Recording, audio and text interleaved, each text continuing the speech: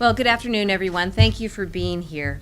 Joining me here today are several folks on the stage. First, Joanne Peterson, founder and executive director of Learn to Cope, and many of the staff and volunteers of Learn to Cope.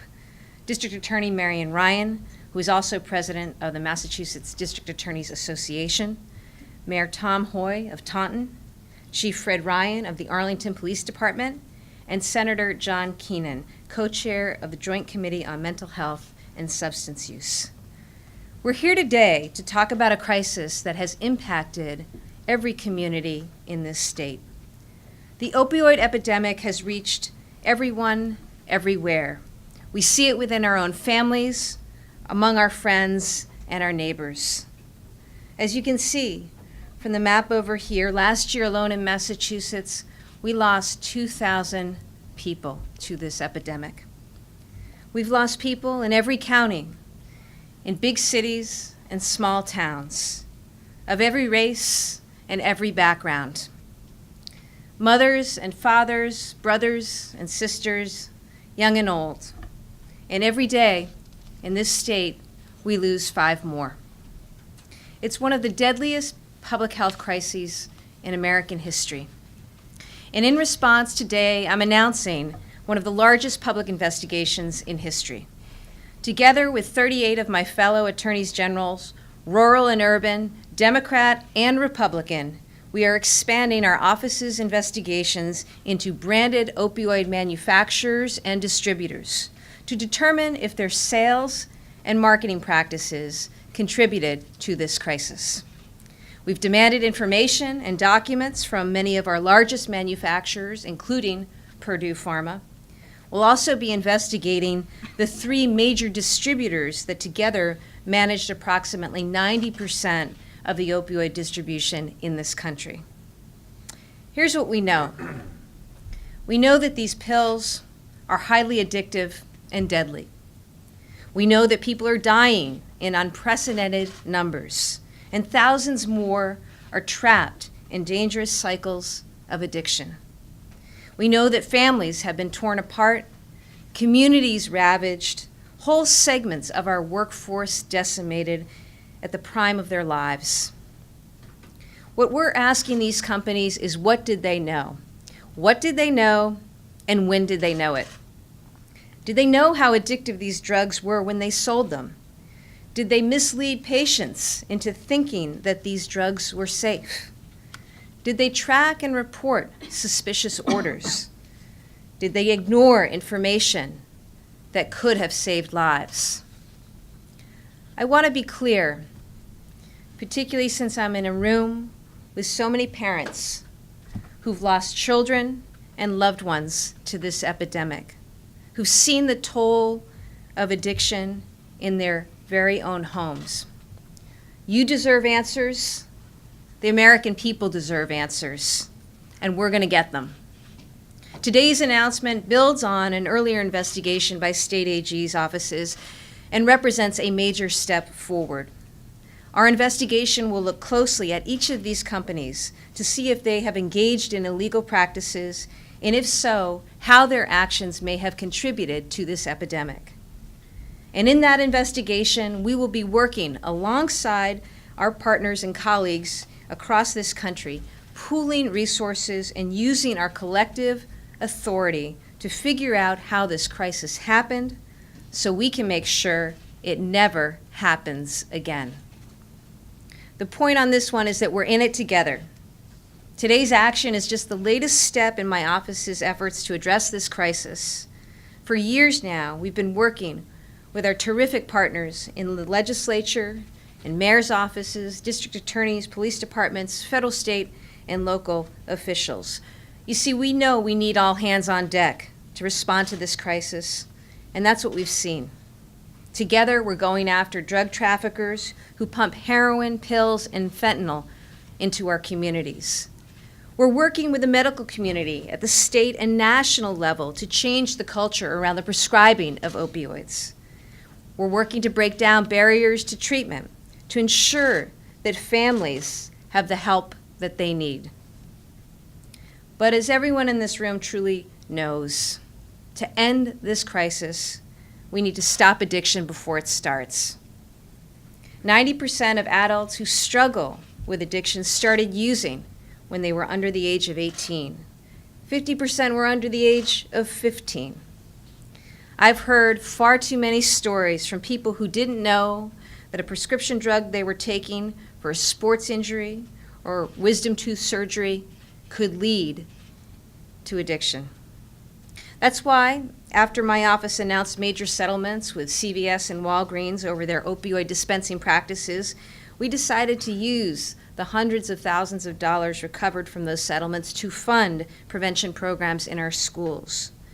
It's clear that local communities like Taunton, Quincy, Arlington, and North Adams are doing everything they can to keep their residents safe. But what I've learned is we've got a lot more work to do. Young people in every community I've visited have told me that they didn't understand how dangerous these drugs are.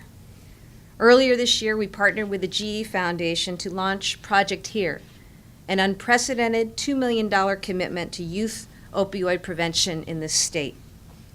And with their help, as of this fall, we're making prevention education available in every public middle school in Massachusetts. So we're not going to stop until we've finally ended this deadly epidemic once and for all. That's what today's announcement is about. That's why we've launched this expanded investigation. I'm proud to stand with these incredible partners in reaffirming today our commitment to justice and to accountability. At this time, we'll hear from Joanne Peterson, Executive Director of Learn to Cope. Thank you. Thank you, Attorney General Healey. First, myself and the Learn to Cope staff, who are also some of them, many family members affected, and most of them are here today. I'm very proud to stand with them and with everybody else on this panel. On behalf of all the families in this crisis that has been going on for far too many years, I would like to thank Attorney General Healey, her amazing staff, and all the other attorneys general across this nation for banding together to take a close and hard look at what has happened to a country in a generation and why. This gives hope to families and friends who have lost loved ones, orphaned children. You would not believe the amount of orphaned children. Grandparents, foster care parents that are raising them, those who struggle out in the streets and their families in fear of their lives and if they're going to get that call. Also for all the people in recovery, and there are many, who are also probably going to be very happy to hear this announcement today. The many outreach workers that are angels out in our streets every single day, seeing horrific scenes, saving unbelievable amounts of lives. And those like us on the front lines, every single day, we're all really grateful. Some days I feel like we're at the bottom of a mountain of sand with a lone shovel, and each swipe brings another avalanche of victims that are dealing with loss and the fear of loss. This has gone completely out of control for many, many years. Learn to Cope started 13 years ago, but for 16 years, I have watched this epidemic, as so many others have, grow larger and larger and larger by the year. In 2007, 10 years ago, myself and other parents drove to Abingdon, Virginia, to attend a sentencing for 3 executives from a well-known pharmaceutical company, Purdue Pharma, and this is public knowledge. 3 executives from that company were indicted and pled guilty for mismarketing OxyContin. I was one of the 19 picked to testify that day to those 3 executives, along with another mom from another state who brought her son with her in an urn, his ashes. She told those 3 executives that it took her 11 years to conceive that child and 1 year for their company to take him out. That crime opened the floodgates to Generation RX, which has been going on for many, many years. The executives received no jail time, just probation, community service, and a fine for the company. That year in Massachusetts, we were horrified because we lost 642 people in 2007. Most started with prescription OxyContin for a tooth extraction or a surgery, or they experimented with it at a senior graduation party or at a prom, thinking they'd be okay the next day. And most ended up turning to heroin. And every year that number grows higher. Last year, these numbers quadrupled to 2,069 deaths. Opposed to 642 deaths 10 years ago, it quadrupled to 2,069. This year, from January to June, there have already been 978. These are deaths. I fear what the number is going to be for 2017. This has gone on for far too long. Our streets are rattled with pills and heroin, fentanyl, death, destruction. And a lot of it started with prescriptions that are either prescribed or they're bought on the streets that are marketed. I hear from other countries, I've heard from Greece, I've heard from Germany, that are watching this country and trying to study how they can prevent this from happening there. And this is just in the last couple of months. Today I can say, though, I feel so much admiration and hope, as we all do. We've yearned for a closer look at this for many years. Much has been done here in Massachusetts. So much is being done. Our administration, BSAS, Attorney General Healey, her staff. But this is something we need answers to. We send our condolences to all our families, and I'm talking from yesterday to 16 years ago, today, tomorrow, throughout the years. We commend Attorney General Healey and all the other attorneys general for their courage, compassion, and their action. God bless us all. Thank you. Thank you. Thank you. Thank you, Joanne. This is what it's about. It's about the families, and it's about taking steps to make sure that there is accountability, that we get our answers to our questions, and that we work every day in collaboration to make sure that this doesn't continue, this doesn't happen to other families. But Joanne, thank you in particular for your leadership of Learn to Cope. You're an amazing group of individuals for whom we have deep respect and admiration, and thank you for being here today. At this time, joining us will be District Attorney Marion Ryan. Thank you. You know, very often a phrase becomes popular, and it's the way we describe things for a long time. And one of those phrases right now is that something is organic, referring to the soil. It rises up on its own. And in so many ways, when you step back from the explanation of the lawsuit that the Attorney General gave you in the investigation, and just think as people about what we have seen in this crisis. I had the opportunity this weekend, as so many people in this room have, to stand with a family burying a bright, promising, well-educated, happy, engaged 24-year-old. And so many folks on this platform know the tragedy of that. But I was struck, as I always am on those occasions, looking at the faces of his little brothers and sisters. And when you look and you think of the days ahead, you cannot help but ask, why did this happen? How did this happen? How did an injury, some prescriptions, lead us to this day? And that is what today is about. That is an organic question. It rises in your heart in the face of the power of death. And you want to know the answers. And the action being taken by the Attorney General in her office today is an opportunity and a quest to get the answers to those very organic questions. And what you see on this platform is the way that we have addressed this crisis in Massachusetts, is the way that we have made even the limited progress that we have. It is a coming together, people looking outside of their own discipline, being held by the organic nature of that need to get to answers, and joining together to do that.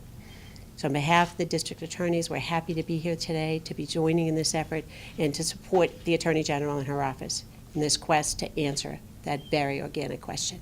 Thank you. Thank you, DA Ryan. Beautifully put. At this time, joining us is Mayor Tom Hoy of Taunton. Thank you, Madam Attorney General. Thank you so much for the invitation here today. I'm glad to stand with you as you put forth another ground attack on the source of this crisis that has gripped each and every community throughout the Commonwealth of Massachusetts. Education is truly the key in preventing this deadly disease. This disease, certainly as you all know, is not random. It just doesn't come out of nowhere and affect people, but it tears apart families. It tears apart communities. You know, we were faced with a crisis in Taunton about 3 years ago, back in 2014, and no one really knew what to do. So we called a community meeting, and to my amazement, we had well over 100 people there, and the next time out we had over 200. That showed what a need we had, not just in the city of Taunton, but throughout the Commonwealth, to really get our hands around this problem. So I'm honored to be here today. The Attorney General mentioned Project Here. It starts with education. We have to get people not to start. Let's face it, people know the risks today. Okay, people know the risks, but the draw to this high that is provided by these opiates is just too difficult to stay away from for some people. So we have to get them not to start, and that starts with education. So I commend the Attorney General on her program here today. I commend her on the educational program, and we just have to keep attacking this from the ground up. Thank you. Thank you, Mayor Hoy. And mayors like you across the state have been working so hard, getting out there, talking to families, and great work on some of the task force. But we're always proud to partner with you. At this time, we're joined by another one of our partners, Senator John Keenan, who is the co-chair of the Joint Committee on Mental Health and Substance Use. Thank you. Excuse me. Thank you, Madam Attorney General. And I'm here on behalf as my co-chair, Representative Denise Garlick, who wishes she was here, as well as a strong supporter of your efforts. As I was listening to the different speakers, it struck me that in some ways this is kind of an economic issue with a very, very personal, sad ending to it. There's the basic equation of supply equals demand. And for so long there was a demand of pain that went unmet, and the medical profession decided that something had to be done about that, and manufacturers of prescription painkillers stepped in to meet that demand. Unfortunately, what happens in a situation like this when we're dealing with powerful opioids is that demand increases exponentially, and it's called addiction. And as that demand increased exponentially, as addiction set in, as this opioid epidemic took root, that supply kept coming. And I think it's important that we understand where that supply came from, how that supply came to be, and whether it was an appropriate level of supply to meet the demand for legitimate pain. Everything would suggest that it's not, that there is no equilibrium, that the scales have tipped so far in one way, and as a result we have this terrible tragedy of an epidemic. In supply and demand, it's oftentimes talked about in terms of dollars. But here, supply and demand equals human tragedy in an enormous respect. And so I want to thank the Attorney General for doing the work that she's doing to get to the bottom of why it is that we're here today and what it is that we can learn from the past to make sure that an epidemic like this never happens again. And in the process, give dignity to the lives that have been lost and support to the families that have suffered through this epidemic. So thank you. Well, thank you, Senator Keenan, and thank you for the work that you and your colleagues have engaged in with respect to new legislation that's come to be here in Massachusetts to try to lead the way. Joining us now, Chief of the Arlington Police Department, Fred Ryan. Thank you, Attorney General. And for the record, District Attorney Ryan and I are not related. I know a lot of media outlets ask if we're married, although I would be a very lucky man if I was married to Mary Ryan. That's not the case.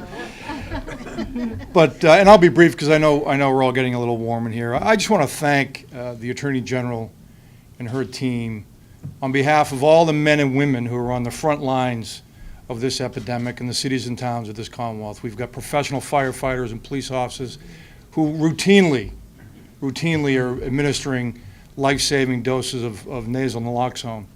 But I bumped into the Attorney General at Reagan International Airport early this summer. I was coming back from speaking to some congressmen about this epidemic.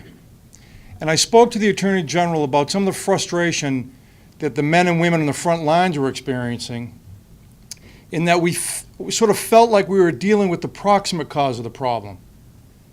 Delivering that life-saving dose of Narcan, but we're really not getting at the root cause of the problem. And I think that what the Attorney General and her team and her colleague attorneys general from around this country are doing are exactly that. They're driving at the root cause of the problem to partner with municipal law enforcement agencies, public health, and state agencies and federal agencies in a true partnership like I've never seen in my 33 years in law enforcement. The rank is set aside at the door because behind every red dot in these maps is a family, is love, is faith. And we've got to set aside the stigma associated with addiction. And the work that the Attorney General's office is doing has just been simply extraordinary and empowering to me as a municipal police chief. And I think I speak on behalf of all of my colleagues across this Commonwealth. So I want to thank the Attorney General and his staff for the great work you're doing. Thank you, Attorney General. Thanks, Chief. Thank you. Thanks, Chief, for all that you and your colleagues do. We really, really appreciate it, and we'll continue that partnership. As we close, I also want to acknowledge my good friend Jack Healey, who's worked hard and long in the recovery community. He's with us here today. And Steve Tolman, who for many years in this state has sounded the alarm about this crisis, and we're honored to have you here today as well. At this time, I'd be happy to take any questions related to this particular matter. General, is there any actual evidence or really cause of wrongdoing by these companies, or is this more kind of the beginning of that investigation? Well, as you can appreciate, Shara, this matter is under investigation, so I am therefore limited in what I can talk about. But needless to say, we take this matter seriously. It's why you've seen this unprecedented effort on the part of state AGs across this country. We have Democrat and Republican, urban and rural states, all involved, all working together, all collaborating in a joint investigation of opioid branded manufacturers and distributors. So we're going to do our work as we always do, conduct the investigation, and we'll go where the facts take us.